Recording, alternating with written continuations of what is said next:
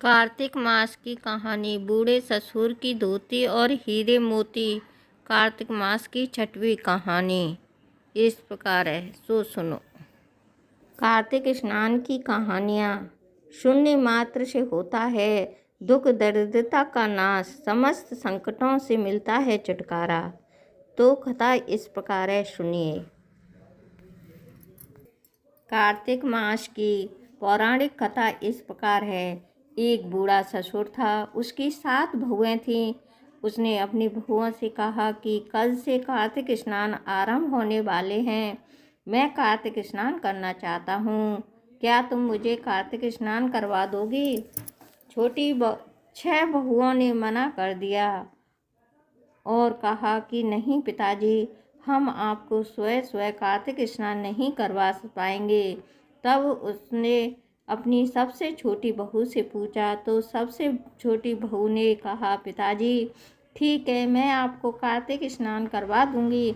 अगले दिन से ससुर ने कार्तिक स्नान करना शुरू किया तो छोटी बहू स्वयं ब्रह्म मुहूर्त में उठकर अपने ससुर के स्नान के लिए कुएं से जल भरकर ले आती थी।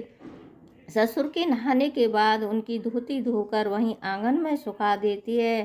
तब वह धोती सुखाती थी तो उसमें से जो पानी की बूंदें टपकती वह नीचे हीरे मोती में बदल जाते। जैसे ही थोड़े दिन बीत गए, जब बड़ी बहुओं ने देखा कि छोटी बहू जो धोती धोकर सुखाती है उसकी जो बूंदें नीचे जमीन पर गिरती हैं वह हीरे मोती बन जाते हैं, तो क्यों ना हम पिताजी को कल से कहें कि हमारे यहाँ पर आकर स्नान करें। वे अपने ससुर से ऐसा ही कहती हैं। तब बूढ़ा ससुर बोला कि कोई बात नहीं, मुझे तो कार्तिक स्नान करना है, कल से तुम्हारे यहाँ स्नान कर लूँगा। जैसे ही अगले दिन ससुर कार्तिक स्नान करते हैं और वे बहुएं जल भरकर लेकर आती हैं और ससुर की धोती धोकर और सुखाकर जैसे ही आंगन में डालती हैं तो पानी की बूंदें टपकती हैं। उससे हीरे मोती बनने की बजाय वहाँ पर कीड़े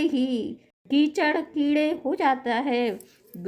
और बिच्छुओं ने बारी बारी से ऐसा करके देखा, लेकिन किसी के भी आंगन में हीरे मोती नहीं बनते हैं। वे अपने ससुर से कहती हैं कि पिताजी, हमसे तो यह नहीं होगा, यहाँ पर तो सारे में कीचड़ ही कीचड़ हो गया है। आप जाओ और छोटी बहू के घर में ही कार्तिक स्नान करो। ससुर अगले दिन से फिर छोटी बहू के घर जाकर स्नान करना शुरू कर देता है। जैसे ही छोटी बहू ससुर के स्नान करने के पश्चात अपने ससुर की धोती धोकर सुखाती है, वहाँ फिर से पानी की बूंदें से हीरे मोती बनने शुरू हो जाते हैं। कार्तिक स्नान अब खत्म होने को आ गया था। ससुर ने अपनी छोटी बहू से कहा कि मैं ब्राह्मणों को भोजन कराना चाहता हूँ और उसके साथ ही सारे घर वालों को भी भोजन करेंगे। छोटी बहू बोली, कोई बात नहीं पिताजी, मैं सबका भोजन बना दूंगी, आप जाकर ब्राह्मणों को और बाकी के सब घर वालों को निमंत्रण दे देना। ससुर जाकर ब्राह्मणों को न्योता दे आया और जाकर अपनी 6 बहुओं को भी घर परिवार का दे आया। 6 बहुओं ने कहा कि अगर छोटी बहू घर में रहेगी तो हम भोजन के लिए नहीं आएंगे, इसलिए जब हम आए तो उसे कह देना कि वह कहीं बाहर चली जाए। ससुर उनकी यह बात सुनकर परेशान हो जाता है और वापस छोटी बहू से तो छोटी बहू बोलती है, कोई बात नहीं पिताजी, मैं सबका खाना बनाकर रख जाऊंगी और ब्राह्मणों को भोजन करवा दूंगी, और जब बड़ी बहू आएगी तब मैं खेत पर चली जाऊंगी। छोटी बहू ऐसा ही करती है। अगले दिन छोटी बहू ब्राह्मणों को भोजन करवाकर और 2 छोटी रोटी अपने पल्ले में बांधकर खेत में चली जाती है। उन रोटी को बड़ी छोटी बहू चिड़ियों को खिला देती है और साथ ही साथ कहती है, राम जी की चिड़िया, राम जी का खेत, राम जी की चिड़िया, राम जी का खेत। उधर 6 बहुएं आकर खाना खाती हैं और जाते हुए बचे हुए खाने में मिट्टी और कंकड़ डाल देती हैं। जब छोटी बहू खेत से वापस घर आती है तो ससुर कहता है कि सबने भोजन कर लिया है, अब तुम भी भोजन कर लो।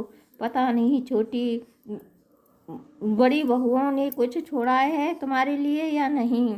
वह बोली, कोई बात नहीं पिताजी, अगर भोजन नहीं होगा तो मैं दोबारा बना लूँगी। लेकिन जैसे ही वह रसोई में जाती है और खाने का ढक्कन उठाकर देखती है तो खीर के कटोरे में सोने चांदी हीरे मोती भरे पाते हैं। और जैसे ही वह रोटी के कटोरों को ढक्कन उठाकर देखती है, वह भी हीरे मोती और जेवरात से भरा होता है।